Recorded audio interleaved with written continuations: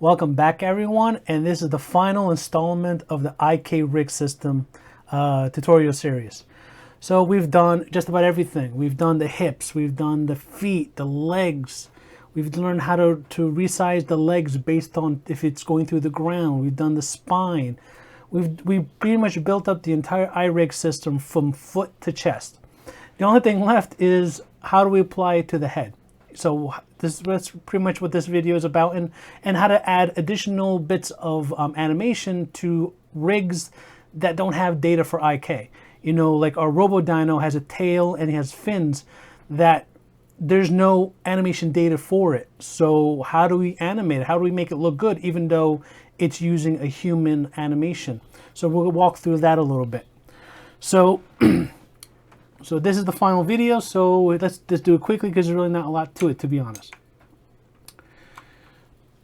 So, just like everything else we've done before, we're going to deal with how we do our IK pose. So our IK data, lo and behold, is just look direction and twist direction.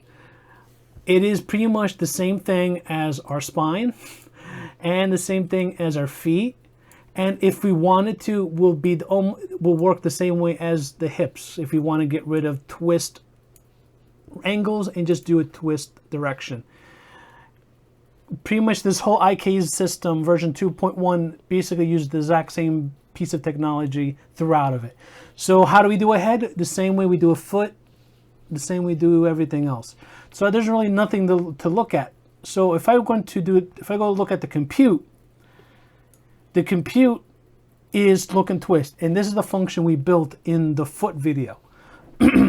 So look and twist is what we built in the foot video. So there's really nothing for me to explain. If you want to learn how the head works, go check out the feet tutorial, and that's how we build it. And again, we use the exact same universal data. We're going to use forward as our swing, and we're going to use up as our twist direction. So that's how we define the head. That's it. Simple. How do we so that's how we do it. So do you really want to see it? It's this. It's there's nothing to it. Like again, go watch the foot tutorial if you really care about how to do the head. The head is the exact same thing. I didn't create a new function whatsoever to handle the head. So that was a trick. And when it comes to visualizing it, it's the same thing. I just use the same visualizer as I did because it's the exact same data type. So that's done. So if I go back, refresh, there you go. With no changes, by using the foot stuff, I have the head exactly where I need it to be. So what else? And again, like I said, since the exact same thing, when we go to apply it, we use apply look and twist. We give it our head point, we give it our head IK information, and we give it the universal data. And that's why that stuff is customizable, because like in the spine video, we realized that the smartest way was to flip it backwards to get the most results, to get the better results. So if I were to bring Vegeta and Roborex back into this, and they're back. So we can't tell until the anime, right? So let's switch into our animation mode. So get out of mouse render and into render loop and refresh. And there you go. That's it. Now you see Vegeta's head wobbles a little bit, but if you actually look at the IK information, there's quite a bit of wobble in there anyway, so it's representing the exact same way. And the hip and the head really points mostly forward. So like for Roborex, where his body kind of moves a lot more because of his size, his face is really planted forward exactly where it needs to be. So everything translates well to Roborex. Like Roborex is our test subject, where Vegeta is our placebo, right? So if it works for Rex, it should work for Vegeta, you know, because Vegeta is not getting anything because we're translating human to human. Where for Roborex, we're translating from human to dinosaur. It's a completely different type of rig. It's an animal rig as opposed to a human rig. But it works. Beautiful. Now, the thing is, like now we got head done. The only thing left is how do we handle things with Rex? Like I said, Rex is really our test subject, where Vegeta isn't. Rex has a tail, and he has these two fins. These two fins have bones, and so does the tail. So our walk animation is meant for a human. It's not meant for animals. So we don't have anything for the tail. We don't have anything at all for the tail. So how do we animate it? So we go through procedural animation. And in many video, I have a series with dealing with springs. And with springs, I deal how to deal with springs with position. First, I actually deal with multiple versions of spring equations that I found online. I walk through a lot of those, and I walk through how to use them for positioning, how to deal with them with rotation, and how to deal with them with bones, like basically creating a jiggle bone, or physics bone, or I don't know, whatever other names they have for the bones that or spring bones, whatever, which allows you to create procedural animation based on movement. So if we go into the loading of Roborex, I have a component called bone spring. So if I want to, I can say, well, I want to add this chain, and these are my configurations for how the spring is supposed to function. So I have refresh, and now we got this nice, beautiful wagging tail that works in response to how the hip moves. So if the hip moves, that's really how the tail moves. And we can configure it how we want it. So like the hip moves up and down, so there's some up and down movement. The hips go slide left to right, so there's some left and right wagging. And there you go. Now Roborex now really looks like he's walking, because if he's walking, that means his tail's going to be doing something, right? So we can actually add some springs just to the wings themselves, or the fins, whatever you want to call them. And now they bounce. They bounce in relation to the walking. Because like I said, in the hips video, I said the hips move up and down.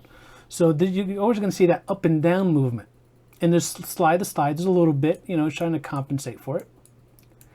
And there you go. Well, that's it. Now Roborex looks like it's animating. Now it's fully procedurally animated. It's taking IK and procedural animation all at the exact same time. So there you go. That is the beauty of it. All right. Now for the final test is we have to animate it with different animations. What's the point of an animation system that only works with a walk cycle? So how about we try out Catwalk? In the previous video when we were dealing with spines, I showed that Catwalk is more aggressive, how it functions, because it adds a lot of hip movement. So now we got RoboDino doing his hip moves, but then I like how the fin works, the tail is working, wagging just right. It's got that sexy tail wag, right? That's you know, if you're into animals, I guess that's you'll look at the tails like, look at that function, yeah, waggle, waggle, waggle, whatever. But there you go. That is a sexy dinosaur animation meant for a female rig. There we go, beautiful. Everyone's working. Dinosaur's working, Vegeta's working, everyone's strutting their stuff. All right, so walk is good. Catwalk is good. How about something even more aggressive? Something with a lot of action, a lot of movement. How's running? How's did I do something wrong? Oh, because it loaded in the first one. Refresh. There you go, running. Obviously, if you're running, like especially with the hips going like that crazy, that's your tail's gonna wag that much. And you can see, like you might even say, why is Dino doing it? That's because that's where the upper body wants you to go, and the head is pointing forward, which is stabilizing the head. So the IK is working beautifully for rope, like exactly where it needs to be. It's got that running motion. I love how the back leg crunches all the way. It's hard to tell, which I can actually see a lot better if I were just to slow it down. Slow-mo. Refresh. Yeah, that's it. Look at that. I love how that leg just crunches close. It needs some constraints. So this way you can like do what the minimum rotation needs to be. But that stuff we can deal with another day with just constraints. Just getting the animation working is the most difficult part, you know? Building this whole IK system is the most difficult. Adding the little bits and pieces after effects is just going to be easy. But you know, there it is. There's Dino Bot running as fast as he can like a human. His tail wagging back and forth. You got Vegeta running, everyone. And I love how the IK information just looks. It's beautiful. Lovely, lovely, lovely, lovely. All right, so let's bring this back to fast motion. So we saw that it can run. How about just simple, like standing animations? Just very simple standing animation. Now that we got all this motion, how does it look like if we just stand? Just standing. Very simple. Very, very, very minor. Like the movement is very, very minor. It's hard to tell. You kind of see the arms a little swing in the IK. Vegeta has his arms and hips. There's very, very light swing, and you can kind of tell that the tail moves just a tiny bit, because that's how much the upper body is moving. It's in relation to it, and you got the legs that are shaking a little bit. I don't know why.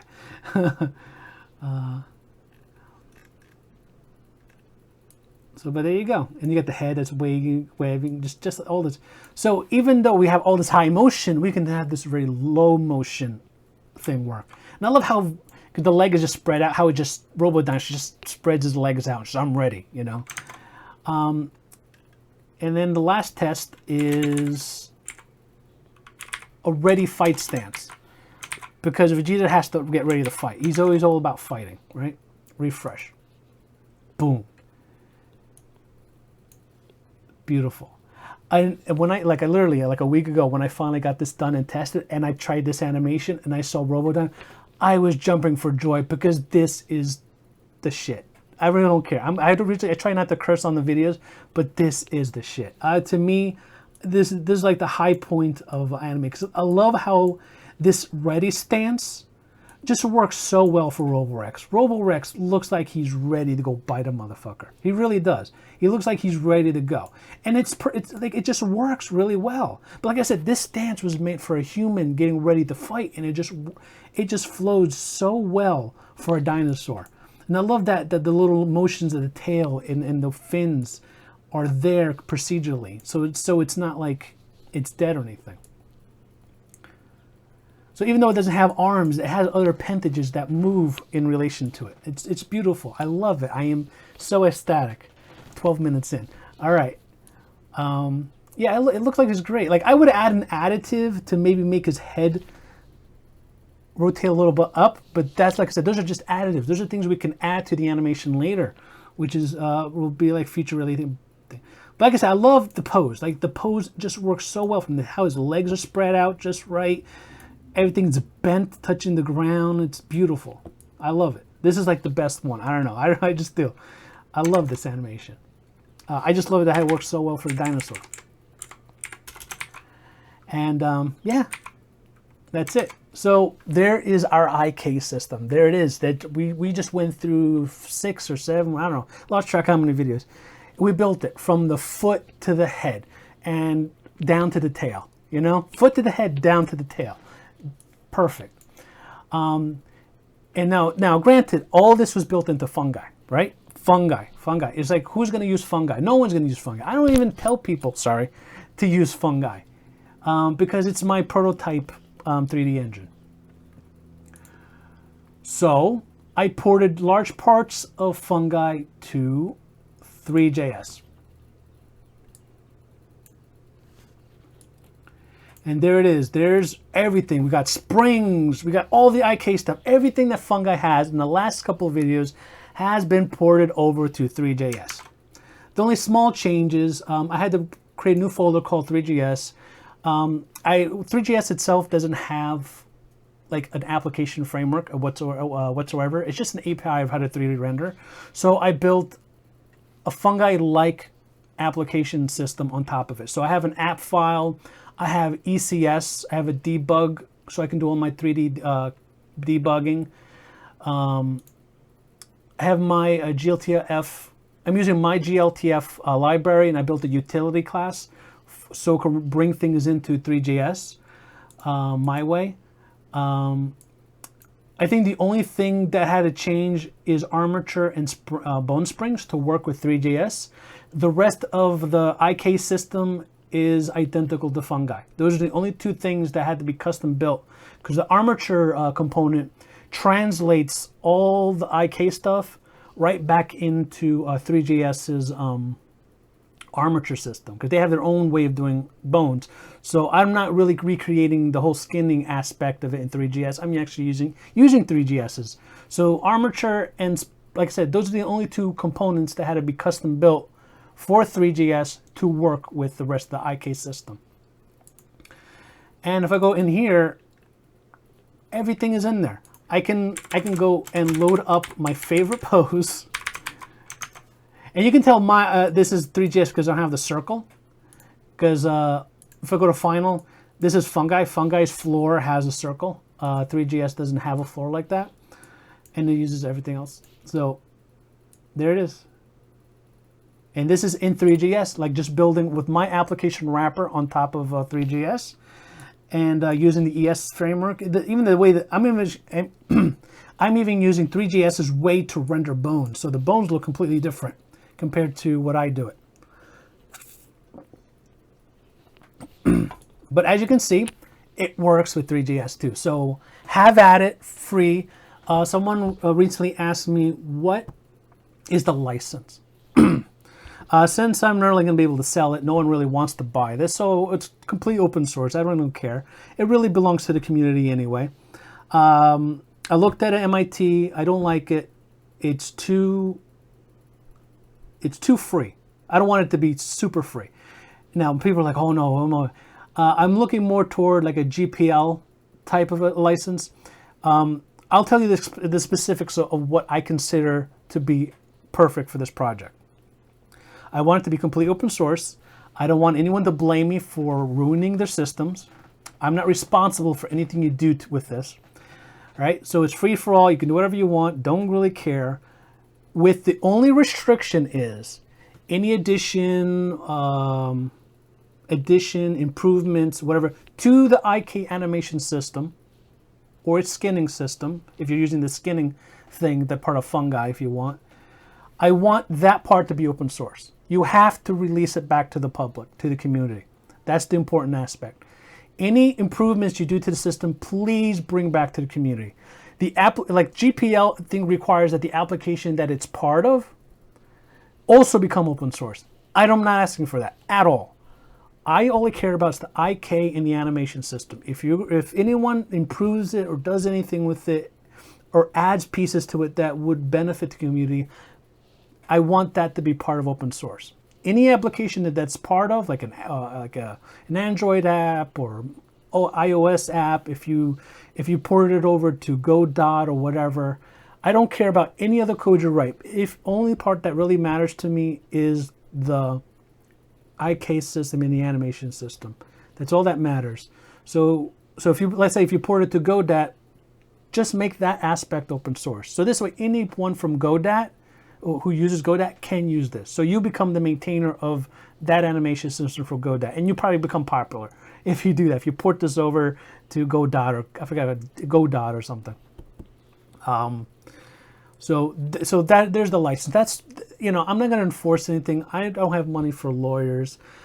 I'm not going to be able to stop you from taking it, not open sourcing it, making money from it. I really don't have it. I don't have the time, the effort, or the money to enforce any kind of license because I'm an individual. I don't have any power, right? I'm not a corporation. If I was a corporation, I can sue anyone to Kingdom Come. I don't have that power, so I really don't have anything to enforce the license. To me, it's goodwill. I put so much effort into building this and writing tutorials and teaching people the actual inner workings of it. And I'm not trying to make money off of it, making a Unity components and stuff like that. Because there is IK systems for Unity, but you have to pay $100 for it. And you can't, this way, this is open source. Maybe the community can make it better, improve it. Maybe we can make this an official project. I don't know. I don't care at this point.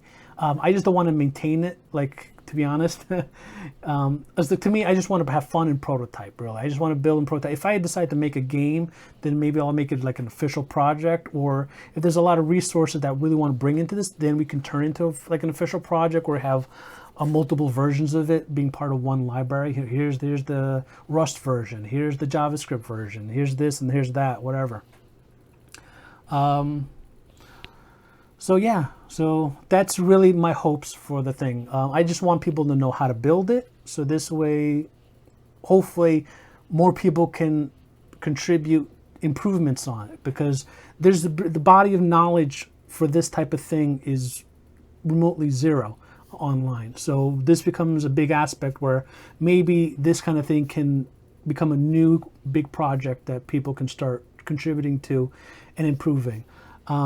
If you are Go.people, like the official maintainers of it, and you're looking to build an IK system, and you have some spare money, I am willing to join the team and rebuild the system. Why not ask the guy who built it to build it for your platform? This goes with any company out there that wants to take the open source project and build it into their own product. I'm open to that, up to that solution. Again, as long as we keep this open source and we get the community and anyone who does this, please bring back to the community. Because if I'm giving this out for free, I want everyone to enjoy it. I want to improve. I would love to see what improvements can be done. Because I would consider myself a shitty programmer. So I'm pretty sure there's some really talented computer science majors that can probably do a lot of improvements, and I would love to see those improvements. So yeah, the future. What is the future? I'm going to continue prototyping with it and improving it little by little as I try to build maybe my own little game online. It's going to be all web-based. It's in the future videos. I'm going to do proto rigs. So this way you can kind of create custom rigs that within you can use IK to animate. So Proto Rigs Dino and Robo Rex and Vegeta and Proto Rig Human can all live in the same universe. Like I said, it's all based on Alexander's GDC talk. They should not be different. So, like I said, I call it Proto Rigs. I don't know what he calls it internally. I love that. I just love that you can just create all these different characters just by using things, and you can alternate. Like he has the same walk animation with arms. That's all by replacing the end effector. So at this point, we can still do things like that in the current animation system. This is one thing I want to build with Proto Rigs, where I can change the Proto Rig characters. So this way we can have a bunch of fun things to prototype and build new bodies and whatever. So that's going to be the future of IKs. So IK Rig is not going to be dead. I'm going to be adding more to it. I'm going to be using for other things, and I want to create a character controller for it and everything else. So I want to really say thank you to Alexander for this GDC talk, because it inspired me, and it really makes me love graphics programming. I really enjoyed every step of the way, even though it was excruciatingly hard. Like I said in my past videos, it's all about hard work. If you really want it, you persevere, and eventually you'll get it. Sometimes it'll take a lot longer than you think. It took me 3 years to get this far, by myself, with very little resources to learn from. So hopefully this miniseries becomes the center point of a whole new genre of tutorials that people will start doing. So I'm already at 25 minutes. I'm really not teaching anything. So I want to end this on a good point. And the best good point I can do is, this is the first prototype I released back in October. This is version 1, the final version that works. And you can see it's very different how the IK data is being resolved. And I have a shorter beard.